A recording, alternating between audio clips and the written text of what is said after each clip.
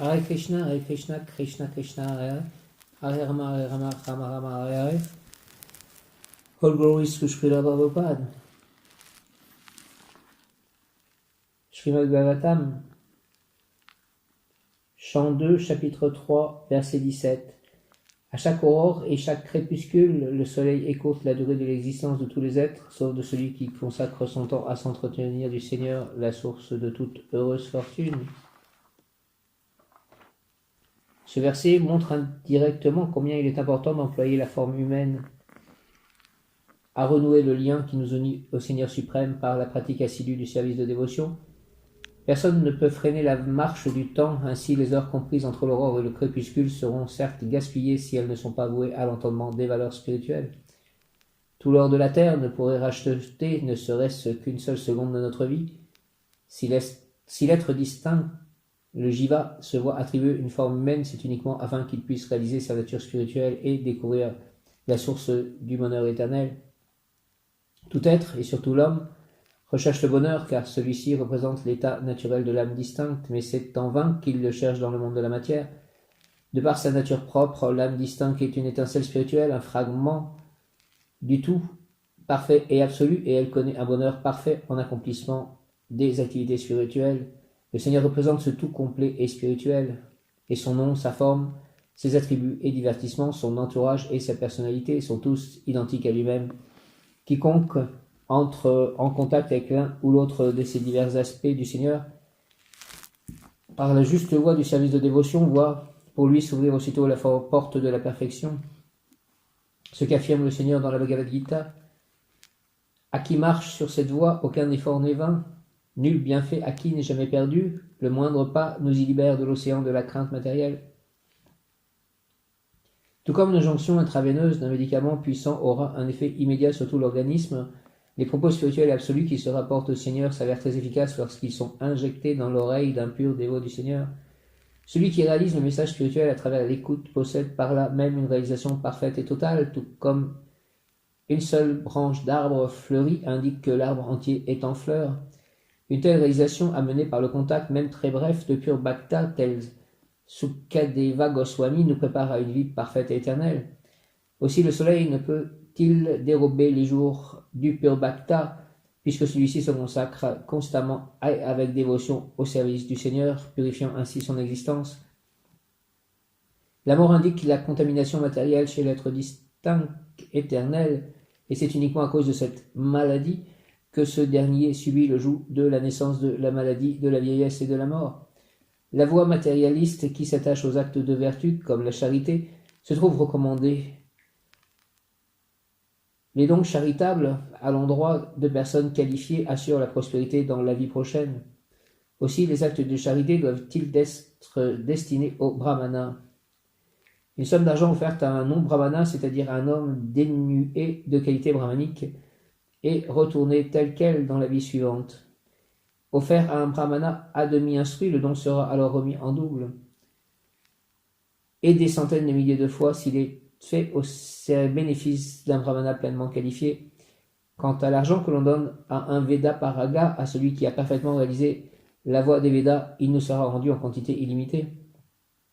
Le savoir védique aboutit en dernier lieu à la réalisation de la personne suprême, Sri Krishna, tel que le confirme la Bhagavad Gita. Tout acte de charité nous est toujours retourné dans quelque proportion que ce soit. Pareillement, un seul moment passé en la compagnie d'un pur bhakta à écouter et à chanter le message spirituel et absolu du Seigneur est la garantie absolue d'une existence d'éternité, de notre retour à Dieu, en notre demeure originelle. Madhama Gadova Punarjanma na Vidmate. Bref, le dévot du Seigneur se voit assurer une vie éternelle et la maladie ou la vieillesse ne font que stimuler sa marche vers cette existence sans fin. Verset 18. Chant 2, chapitre 3, verset 18. Les arbres ne vivent-ils pas? Le soufflet du forgeron ne respire-t-il pas? Et de tous côtés ne voit-on pas les bêtes manger et émettre leurs semences? Teneur et portée, les matérialistes des temps modernes veulent que le concept de la vie, ou du moins un certain aspect de ce concept, ne puisse en aucun cas faire l'objet de discussions théosophiques et théologiques. Pour eux, l'existence en ce monde doit se poursuivre le plus longtemps possible afin de bien manger, de bien boire, de jouir des plaisirs charnels, bref, afin d'en profiter au maximum. Ils espèrent donc, grâce à la science, atteindre l'immortalité, et l'on trouve de nombreuses théories, toutes aussi sottes les unes que les autres, visant à repousser sans fin les limites de la durée de la vie. Mais le Srimad Bhagavatam fait valoir que cette existence n'est pas faite pour une prétendue élévation du niveau de vie ou pour le progrès, entre guillemets, d'une science matérialiste au service d'une philosophie hédoniste, mais plutôt pour le tapyasa, pour la purification de l'existence afin que l'on puisse entrer dans la vie éternelle après cette forme humaine. Si les matérialistes désirent tant allonger la durée de leur existence présente, c'est qu'ils ignorent tout de la vie prochaine. Ils veulent en profiter au maximum car ils sont persuadés que plus rien n'existe après la mort. Cette ignorance de l'éternité de l'être et de ses passages d'une enveloppe charnelle à une autre en ce monde matériel a nuit de façon catastrophique à l'organisation de la société moderne.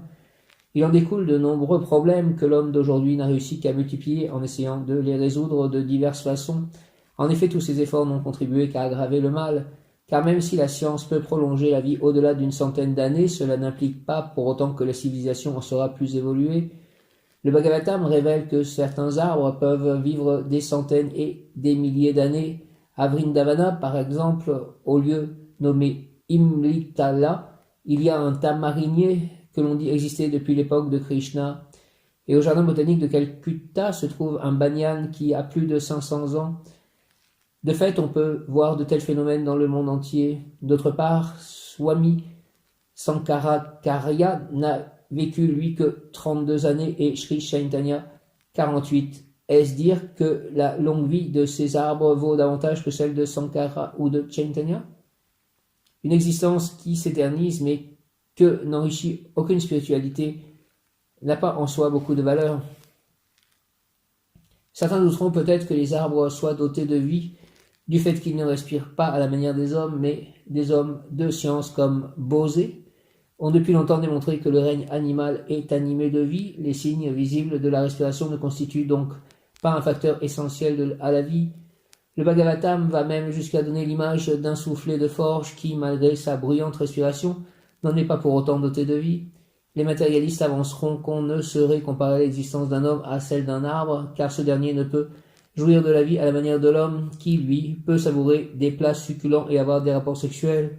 Mais le Bhagavatam répond en demandant si les autres animaux comme les chiens et les porcs qui vivent dans leur village ne mangent pas eux aussi, ou s'ils ne s'accouplent pas comme ils le font. L'expression les autres animaux, qu'utilise spécifiquement le Srimad Bhagavatam, laisse entendre que ceux qui n'ont pour tout souci que d'améliorer leur activité animale, soit manger, respirer et s'accoupler, ne sont guère que des bêtes à forme humaine. Une société constituée de ces animaux raffinés ne peut en rien contribuer au bien de l'humanité souffrante. Un animal peut toujours en agresser un autre, mais se montrera rarement bienveillant. Les hommes, verset suivant, verset 19, chant 2, chapitre 3, verset 19. Les hommes, pareils aux chiens, aux porcs, aux chameaux et aux ânes, chantent les louanges d'êtres qui jamais n'écoutent le récit des divertissements spirituels et absolus de Sri Krishna, celui qui nous libère de tous les maux. Les hommes, pareils aux chiens, aux porcs, aux chameaux et aux ânes, chantent les louanges d'êtres qui jamais n'écoutent le récit des divertissements spirituels et absolus de Sri Krishna, celui qui nous libère de tous les maux. Teneur et porté, à moins qu'il ne bénéficie d'une éducation l'initiant aux valeurs spirituelles de l'existence, l'homme, d'une façon générale, ne vaut guère mieux que l'animal. Ce verset le relègue plus précisément au rang des chiens, des porcs, des chameaux et des ânes. Pratiquement parlant, les universités aujourd'hui conduisent l'étudiant à développer la mentalité d'un chien et à devoir ainsi se mettre au service d'un maître. Leur prétendue éducation achevée, les hommes cultivés et dûment diplômés vont de porte en porte, tels des chiens pour trouver un emploi, mais la plupart du temps leur demande est rejetée faute de postes vacants. Tout comme le chien, animal de moindre importance, sert fidèlement son maître pour quelques bouchées de nourriture, l'homme lui aussi sert loyalement un maître et pour un bien maigre salaire. On compare à des porcs ceux qui ne possèdent aucun discernement en matière de nourriture et mangent toutes sortes d'immondices. Les porcs sont friands d'excréments, c'est donc dire que l'excrément peut servir de nourriture à une espèce animale déterminée. Certains animaux, oiseaux et autres, avalent même des pierres, mais l'homme, lui, n'est pas fait pour manger n'importe quoi, il doit se nourrir de céréales, de légumes, de fruits de sucre et de produits laitiers. Les aliments carnés ne sont pas destinés à l'être humain. Sa dentition est ainsi faite qu'elle doit servir à mastiquer légumes et fruits, et si l'homme possède 2 canines, il s'agit là d'une concession à l'intention de ceux qui veulent à tout prix manger de la viande. Comme chacun sait, ce qui est nourriture pour les uns est poison pour les autres. L'homme est supposé prendre la nourriture qui a d'abord été offerte au Seigneur. Or celui-ci accepte volontiers les offrandes d'aliments végétaux, une feuille, un fleur, un fruit. Et comme l'enseignent les Écritures védiques, on ne saurait offrir de nourriture carnée au Seigneur. L'homme est donc censé se nourrir de certains aliments déterminés. Il ne doit pas imiter les animaux à seule fin d'obtenir quelques prétendues vitamines. Aussi compare-t-on au porc celui qui mange n'importe quoi sans nul discernement. Le chameau, lui, est un animal qui se plaît à manger des buissons épineux. Et l'on compare donc au chameau celui qui aspire aux douceurs de la vie de famille ou d'une existence axée sur les soi-disant plaisirs de ce monde. La vie matérielle s'avérant certes épineuse, il incombe donc à tous de vivre selon la voie tracée par les règles védiques pour ainsi faire le meilleur usage d'une mauvaise affaire. La vie dans l'univers matériel se paie au prix de son propre sang. La vie sexuelle, qui représente le facteur primordial de la jouissance matérielle, revient donc à se nourrir de son propre sang. Il n'est besoin ici d'aucun détail pour rendre la chose plus claire. Le chameau avale lui aussi son propre sang alors qu'il mâche des branches épineuses qui lui taillent la langue. Les épines ainsi mélangées au sang frais ont une saveur qu'apprécie ce stupide animal qui se délecte ainsi d'un bonheur illusoire. Pareillement, les gros bonnets de l'industrie qui travaillent avec acharnement afin d'amasser de l'argent par des moyens douteux goûtent les fruits épineux de leurs actes mêlés à leur propre sang. Le Bhagavatam range donc ces malades mentaux parmi les camélidés. Il y a beaucoup d'humour, Prabhupada, quand même. L'âne, pour sa part, est reconnu même chez les bêtes comme le plus sot d'entre tous. Il se tue à porter les fardeaux les plus lourds sans rien y gagner. En Inde, l'âne est en général employé par le blanchisseur dont la position sociale n'est guère élevée. L'âne est également caractérisé par le fait qu'il est sans cesse victime des ruades du sexe opposé. En effet, quand il vient mendier auprès de l'ânesse de s'accoupler avec elle, celle-ci le reçoit avec force ruade, ce qui ne l'empêche pas pour autant de la suivre docilement attaché qu'il est par ce désir sexuel. N'est-ce pas là l'image même de l'époux que sa femme mène par le bout du nez? La masse des hommes travaille ainsi avec acharnement et plus particulièrement dans l'âge de Kali.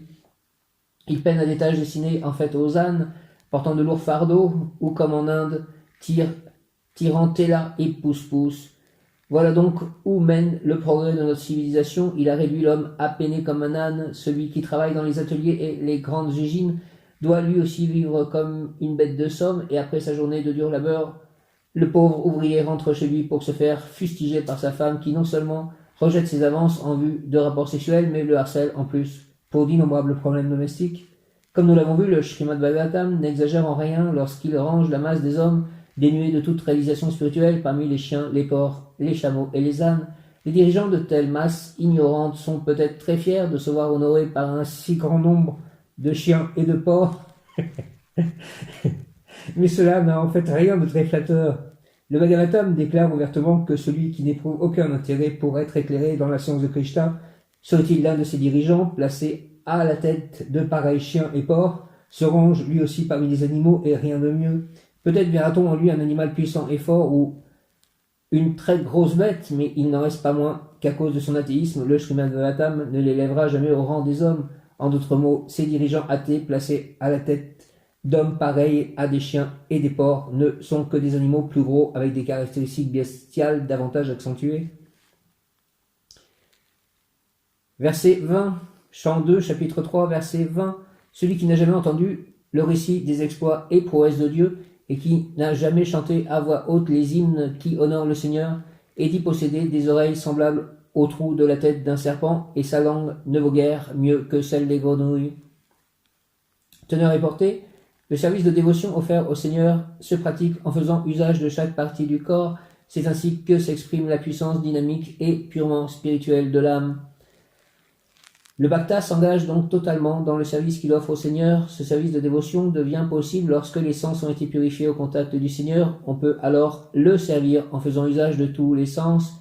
Il faut donc tenir pour impur ou matériel les sens et leur activité tant qu'ils ne servent qu'au seul plaisir matériel, alors que les sens purifiés, au contraire, sont exclusivement voués au service du Seigneur. Celui-ci est l'être souverain, doté de tous les sens, et son serviteur, faisant partie intégrante de lui-même, possède donc lui aussi ces mêmes sens. Le fait de servir le Seigneur correspond donc à l'usage totalement purifié des sens, tel que défini dans la Bhagavad Gita. Le Seigneur fit part de son enseignement à Arjuna avec tous ses sens, et Arjuna le reçut également avec tous ses sens, ce qui permit un échange parfait aboutissant à un entendement sensible et logique entre le maître et son disciple. La connaissance spirituelle n'a rien d'une décharge électrique transmise par le maître à son disciple, comme le prétendent stupidement certains, avides de publicité. Tout est logique et cohérent, les échanges entre maître et disciple ne sont possibles que lorsque ce dernier écoute réellement et avec soumission. Le Chaitanya Charitamrita mentionne à cet effet que l'on doit recevoir l'enseignement du Seigneur Chaitanya avec son intelligence et tous ses sens afin de pouvoir comprendre avec logique la grandeur de sa mission. Tous les sens de celui qui est encore souillé par la matière servent des intérêts d'ordre matériel, à moins que l'oreille ne soit engagée à écouter de la Bhagavad Gita et du Srimad Bhagavatam ce qui a trait au Seigneur. Elle sera certes livrée à toutes sortes d'immondices. Le pur Bhakta qui, en vérité, a entendu d'une source parfaite le message de la Bhagavad Gita et du Srimad Bhagavatam a donc le devoir de le diffuser vigoureusement par toute la terre, de telle sorte que tous puissent l'entendre. Nombreux ceux qui aspirent à transmettre un message, mais parce qu'ils ne sont pas formés à la sagesse védique, ils ne prononcent que des sottises que la masse des hommes écoute sottement. Ils s'abreuvent ainsi de nouvelles profanes du monde diffusées par des centaines et des milliers d'organes d'information variés. De même, il faut apprendre à tous les hommes de la terre à écouter les messages purement spirituels à la gloire du Seigneur, et c'est à ces dévots qu'incombe la responsabilité de les diffuser avec force afin que tous puissent entendre. Les grenouilles croassent très fort, mais elles incitent ainsi les serpents à venir les dévorer. L'homme a une langue faite spécifiquement pour chanter les hymnes védiques et non pour croasser à la manière des batraciens. Le mot asati, utilisé dans ce verset, mérite également qu'on s'y attarde. Il indique une femme qui se prostitue. Certes, une prostituée n'est jamais vantée pour ses vertus féminines, et de même la langue qui doit servir à l'homme pour chanter les hymnes védiques sera dite prostituée si elle ne profère que des paroles matérielles insanes. Verset 21, chant 2, chapitre 3, verset 21, Srimad Bhagavatam. La tête, fut-elle coiffée d'un turban de soie, n'est qu'un fardeau pesant, et si elle ne s'incline pas devant Dieu, la personne suprême, celui qui confère la libération. Et les mains seraient-elles ornées de bracelets d'or scintillants, rappellent celles d'un cadavre, si elles ne sont pas mises au service de Hari, le Seigneur. Teneur et portée. Comme nous l'avons dit plus avant, il existe 3 sortes de dévots du Seigneur. Le Bhakta de premier ordre voit tous les êtres comme étant au service du Seigneur, alors que le Bhakta de second ordre distingue les Bhaktas des Abhaktas. C'est donc à celui que revient l'œuvre de prédication, et comme le mentionne le verset précédent, cette prédication, c'est donc à celui-ci, que revient l'œuvre de prédication, et comme le mentionne le verset précédent, cette prédication des gloires du Seigneur doit s'effectuer de façon manifeste. Un Bhakta de deuxième ordre accepte des disciples parmi les Bhaktas de troisième ordre et les Abhaktas. Parfois, un Bhakta de premier ordre s'abaissera au niveau du second afin de se livrer lui aussi à la prédication. Quant à l'homme du commun, de qui l'on attend qu'il devienne au moins un Bhakta de troisième ordre, il lui est ici conseillé de se rendre au temple du Seigneur et de se prosterner devant les meurtis, fût-il très riche ou même roi portant couronne ou turban de soie. Dieu est le Seigneur et maître de tous les êtres, même des grands rois et empereurs. Les hommes que la masse tient pour riches doivent donc se faire un devoir de se rendre régulièrement au temple de Sri Krishna et de s'y prosterner devant la meurtie. On ne doit jamais voir la forme du Seigneur adorée dans les temples comme étant faite de marbre, de pierre ou de bois, car en révélant ainsi sa forme arca, le Seigneur bénit les âmes déchues de son heureuse présence. Comme il a été dit, l'écoute des propos liés au Seigneur permet de réaliser sa présence dans les temples. Cette écoute, la première des activités dévotionnelles, s'avère donc primordiale. Il est essentiel pour les Bhaktas de tous les niveaux de prêter l'oreille aux sources scripturaires authentiques comme la Bhagavad Gita et le Srimad Bhagavatam, que les individus bouffis d'orgueil de par leur situation matérielle, qui refusent de se prosterner dans les temples devant la meurtie ou qui narguent l'adoration de la meurtie sans aucune connaissance de cette science, Sache que leurs pseudo-couronnes et leurs lourds turbans ne contribueront qu'à les enfoncer davantage dans l'océan de l'existence matérielle. Un homme en train de se noyer et qui porte un lourd fardeau sur la tête est assuré de couler plus vite qu'un autre sans fardeau. Le sot, bouffi d'orgueil, dénigre la science divine et affirme que Dieu ne signifie rien pour lui, mais lorsqu'il se trouve pris au piège de la loi de Dieu et qu'il se voit frappé par un mal comme la thrombose cérébrale, l'impie sombre alors au plus profond de l'océan de l'ignorance sous le poids de ses possessions matérielles. Le progrès de la science matérielle privée de conscience divine n'est qu'un lourd fardeau qui pèse sur la tête de la société, que chacun tire profit de cette mise en garde. Ceux qui n'ont pas le temps d'adorer le Seigneur pourront au moins de leurs mains laver ou balayer le temple du Seigneur pour quelques secondes.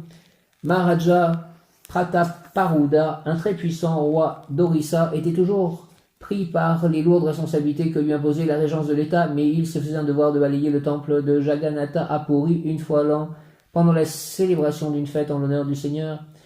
Quelle que soit la position d'un homme, donc, fût-il un grand de ce monde, il doit reconnaître la suprématie du Seigneur souverain.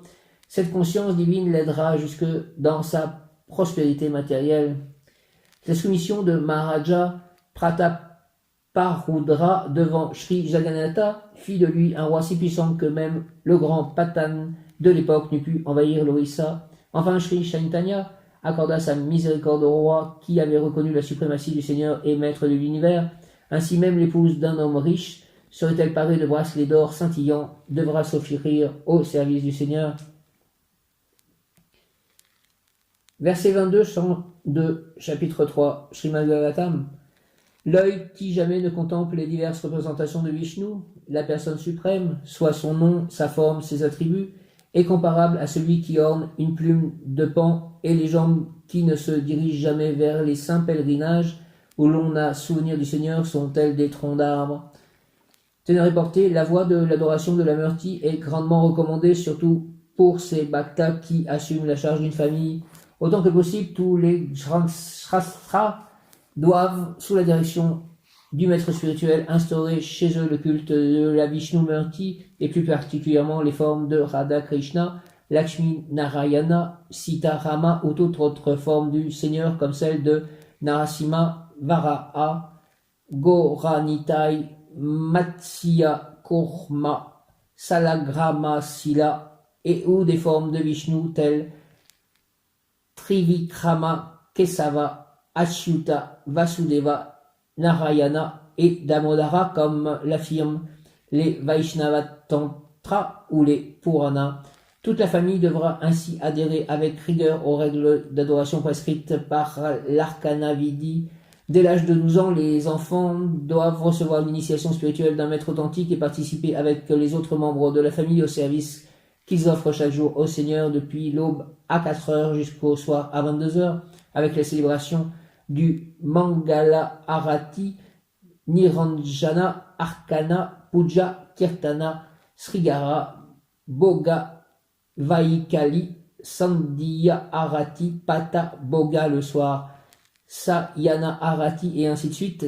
D'être ainsi engagé dans l'adoration de la Murti sous la direction d'un maître spirituel authentique aidera grandement les shastras à purifier leur existence même et à progresser rapidement dans le savoir spirituel. La connaissance livresque à elle seule demeure insuffisante pour le bhakta néophyte, alors que celle-ci reste théorique. La voie de l'arcana, elle, est pratique, et le savoir spirituel doit pouvoir se développer par un mariage de théorie et de mise en application pratique. Telle est la voie du succès assuré pour qui aspire à la perfection spirituelle. La formation du bhakta néophyte dans le service de dévotion dépend à part entière du maître spirituel qualifié, capable de guider son disciple de telle sorte que celui-ci marque un progrès graduel sur la voie qui le mènera à Dieu en sa demeure originelle. On ne saurait s'improviser maître spirituel pour répondre aux exigences financières de sa famille. Le véritable maître spirituel qualifié est celui qui est à même de délivrer son disciple des griffes de la mort imminente. Srila Visvanatha Karavarti Thakura a défini les qualités du maître spirituel authentique et l'un des versets se lit comme suit. Le maître spirituel se consacre sans cesse à l'adoration de Shri Radha et Krishna dans le temple et il entraîne ses disciples dans cette adoration. Il pare les murtis de vêtements et ornements, nettoie leur temple et s'acquitte des divers autres devoirs liés à leur culte. Je rends mon hommage respectueux aux pieds pareils au lotus de mon maître spirituel. Shri Vigraha désigne l'arka, la forme du Seigneur qui reçoit l'adoration du disciple. Il respecte régulièrement le culte qui consiste à célébrer le Srangara, à habiller et apparaître la Murti d'agréable manière, et aussi à accomplir le Mandira Marjana, le nettoyage du temple. Le maître spirituel instruit avec bienveillance le Bhakta néophyte de toutes ces choses et l'aide personnellement à réaliser progressivement le caractère absolu des noms, attributs, formes et autres attraits propres au Seigneur. Seule l'attention portée vers le service du Seigneur et plus particulièrement le fait de vêtir sa forme, de décorer son temple, de chanter des kirtanas mélodieux et d'écouter l'enseignement absolu des Écritures pourront sauver le commun des hommes de l'attrait qu'exercent les films abominables et les chansons licencieuses, immondes, que diffusent à profusion les chaînes radiophoniques.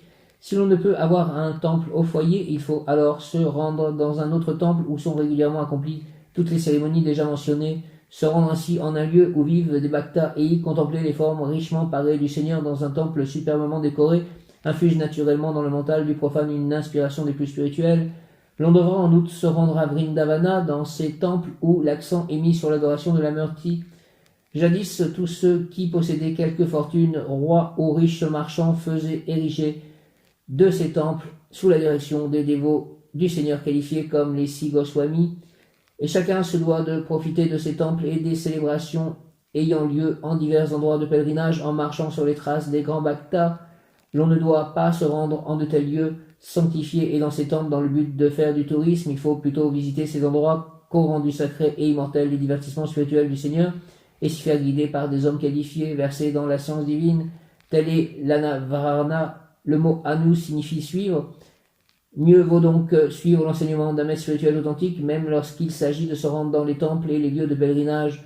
Ceux qui ne profitent pas ainsi de leur faculté de se déplacer sont comparables à des arbres condamnés à l'immobilité par le Seigneur. La tendance naturelle à voyager ne doit pas être utilisée pour faire du tourisme, mais plutôt pour visiter des lieux saints qu'établir les grands Zacharias, ce qui permet d'échapper à la publicité profane d'individus intéressés n'ayant aucune connaissance de la science spirituelle. Verset 23, chant 2, chapitre 3, Srimad Bhagavatam. Celui dont la tête n'a jamais été bénie par la poussière des pieds du pur dévot du Seigneur est certes un cadavre, et celui qui n'a jamais connu le parfum des feuilles de Tulasi offertes aux pieds pareil au lotus du Seigneur, bien qu'il respire, est lui aussi un cadavre. Teneur et portée, selon Srila Visvanatha Karhavarti Thakura, un cadavre qui respire est un fantôme. Quand un homme meurt, on le dit mort, mais qu'il paraisse à nouveau dans une forme subtile, invisible à l'œil nu, mais néanmoins active, et c'est là ce que l'on appelle un fantôme. Ceci représente toujours des éléments fort nuisibles et suscite invariablement de la crainte. Pareillement, les fantomatiques abhaktas qui n'éprouvent aucun respect ni pour les purs bhaktas ni pour les Vishnu Murti installés dans le temple sont toujours source de crainte pour les bhaktas. Le Seigneur n'accepte jamais les offrandes de tels fantômes impurs. On dit généralement qu'il faut d'abord montrer des signes d'affection pour le chien de sa bien-aimée avant de montrer quelque affection à son égard. De même, l'on accède à la dévotion pure en servant avec sincérité un pur dévot du Seigneur.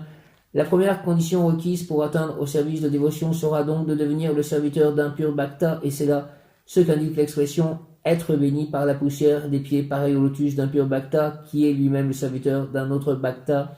Telle est la voie de la parfaite filiation spirituelle, de la parampara dévotionnelle.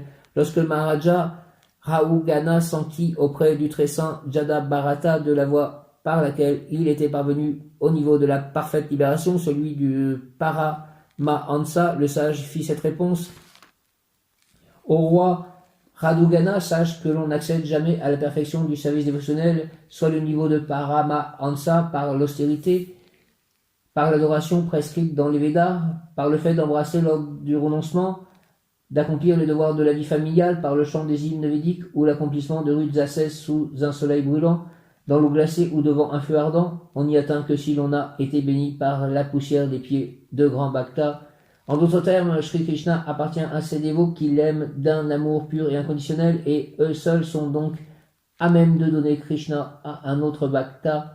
Krishna n'est jamais atteint directement. Sri Chaitanya se qualifie donc de Gopi Bhartu Pada Kamalayor Dasa Dasa Nu Dasa, le plus fidèle serviteur des serviteurs du Seigneur.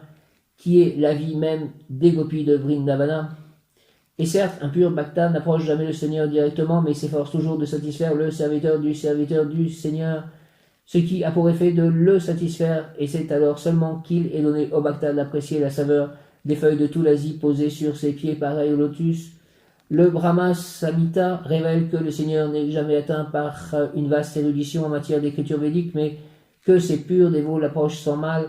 À Vrindavana, tous les purs bhaktas implorent la miséricorde de Srimati Radharani, la puissance de félicité de Sri Krishna.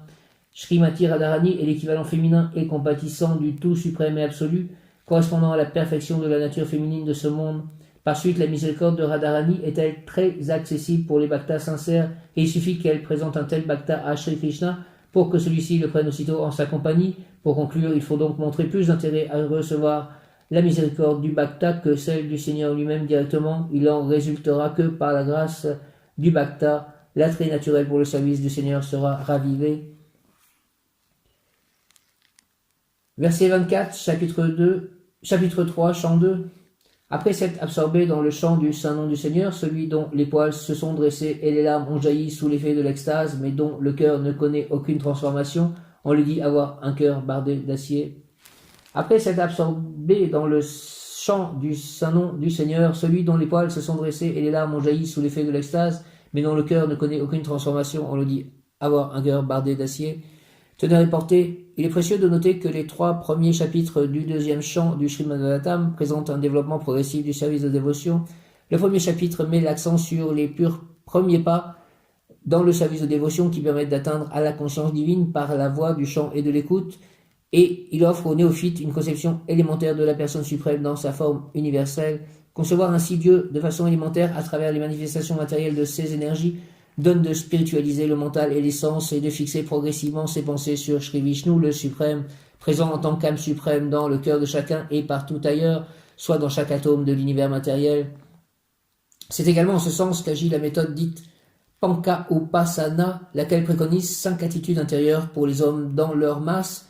Elle vise un développement progressif par le culte d'une force supérieure qui pourra être le feu, l'électricité, le soleil, l'ensemble des êtres vivants, Shiva, et enfin l'aspect impersonnel de l'âme suprême, la représentation partielle réelle de Vishnu.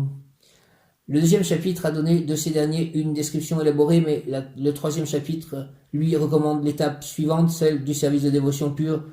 Pour celui qui a déjà atteint l'adoration de Vishnu, et la phase ultime de cette adoration est ici suggérée en relation avec une transformation du cœur. Tout le processus du développement spirituel tend à cette transformation du cœur de l'être distinct pour ainsi lui permettre de redécouvrir le lien éternel qui l'unit au Seigneur suprême en tant que son serviteur, ce qui représente sa position originelle et éternelle.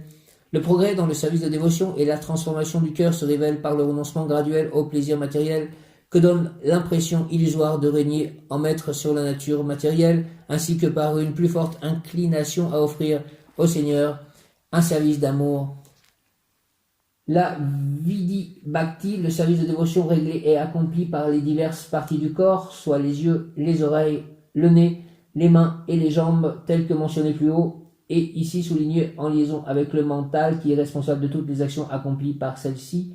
La pratique réglée du service de dévotion doit absolument susciter un changement du cœur, sans quoi l'on doit tenir ce cœur pour bardé d'acier, car il n'a pas su fondre d'amour même au chant du Saint-Nom du Seigneur. N'oublions jamais que l'écoute et le chant représentent les principes de base dans l'accomplissement des devoirs dévotionnels. S'ils sont menés à bien, ils donneront lieu à des manifestations d'extase telles que larmes et hérissements des poils. Tels sont les effets qu'ils produisent naturellement et qui forment les symptômes préliminaires du niveau appelé Bhava, l'étape qui précède la perfection du Prema, du pur amour pour Dieu.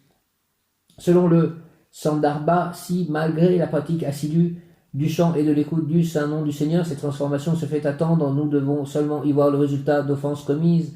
En effet, si depuis le début qu'il pratique le chant des Saint-Nom du Seigneur, le bhakta n'a pas bien pris soin d'éviter les 10 offenses pouvant être commises à ses pieds, les signes propres au sentiment de séparation d'avec le Seigneur, soit les larmes et les poils qui se dressent sous l'effet de cette extase, n'apparaîtront certes pas. Le niveau de Bhava se manifeste par 8 signes purement spirituels, soit la stupeur, la sudation, le hérissement des poils, l'étranglement de la voix, l'étranglement le bénissement, les larmes et enfin l'extase. Le nectar de la dévotion, une étude sommaire du Bhakti Rasamstra Sindhu de Srila Rupa Goswami dépeint chacune de ces manifestations avec grand détail, en plus d'autres signes spirituels, autant permanents que transitoires.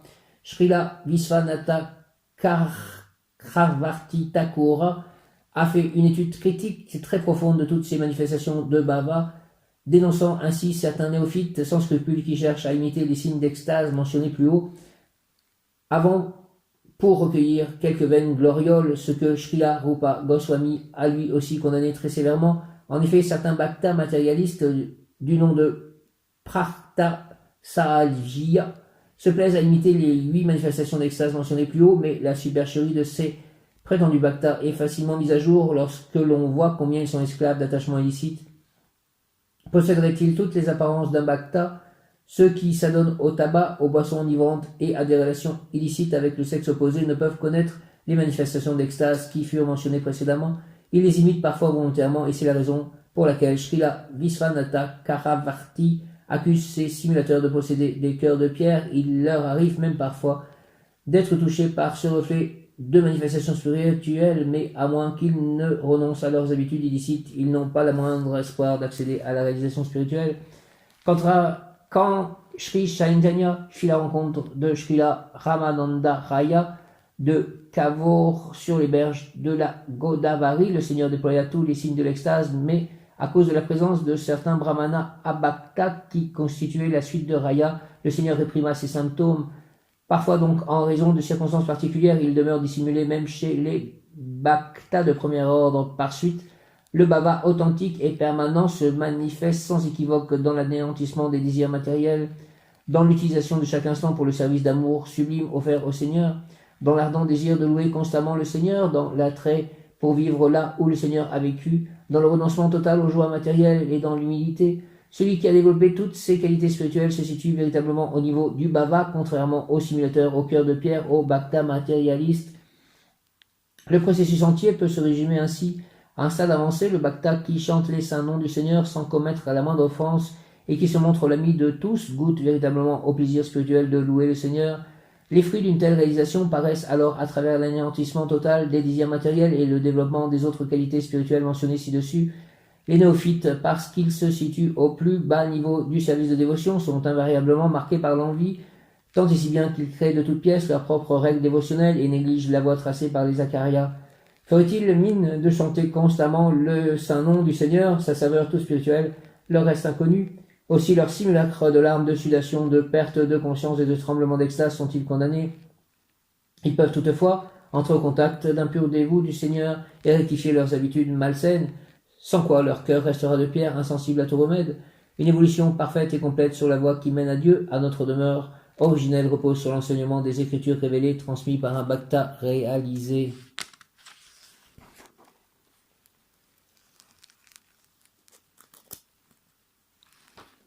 Verset 25, chant 2, chapitre 3. Ô Sutta Goswami, tes paroles sont un baume pour le mental. Aussi, te prions-nous de bien vouloir nous enseigner ces choses telles qu'elles furent énoncées par Sukadeva Goswami, le grand dévot du Seigneur, maître dans le savoir spirituel, à Maharaja Pariksit, qui s'en enquit auprès de lui. Teneur et portée, le savoir enseigné par un Acharya tel Sukadeva Goswami est transmis par l'Acharya qui lui succède comme Sutta Goswami, recèle toujours une puissance spirituelle et absolue. Il est donc pénétrant et utile pour les disciples soumis. Ainsi s'achèvent les enseignements du Bhaktivedanta sur le 3e chapitre du 2e chant du Srimad Bhagavatam, intitulé Le service de dévotion pure, une transformation du cœur. Hare Krishna, Krishna Krishna, Hare Hare, Hare Rama, Rama Rama, Hare Hare.